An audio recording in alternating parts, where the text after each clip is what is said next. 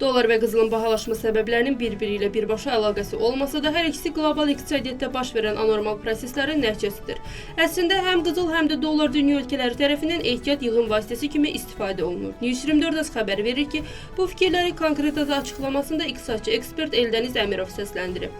Lakin bu iki kapital arasında qızıl daha üstün mövqeyə malikdir. Buna görə də onun qiymətindəki artım daha sürətli və dinamik olur. Gözləntilərə əsasən bu tendensiyanın 2025-ci ilin ikinci rübünə qədər davam edəcəyi ehtimal olunur. Çünki qlobal iqtisadiyyatda baş verən proseslər investorlar üçün ciddi risklər formalaşdırır. İqtisadçı qeyd edir ki, ABŞ-ın sərt tarif siyasəti, digər ölkələrin cavab tədbirləri və bu proseslərin gələcək inkişafı ilə bağlı dəqiq cavabların olmaması investorları ehtiyatlı davranmağa məcbur edir. Belə hallarda isə investorların üst tutduğu ən etibarlı maliyyə aləti qızıl olur.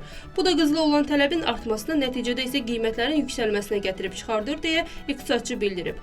Ekspert onu da qeyd edib ki, manatın məzənəsi Mərkəzi Bank tərəfindən inzibati qaydada tənzimlənir. Ona görə də bu dəyişiklik birbaşa olaraq manata təsir göstərmir. Dolların bahalaşması isə manatın yox, digər valyutalar qarşısında baş verir.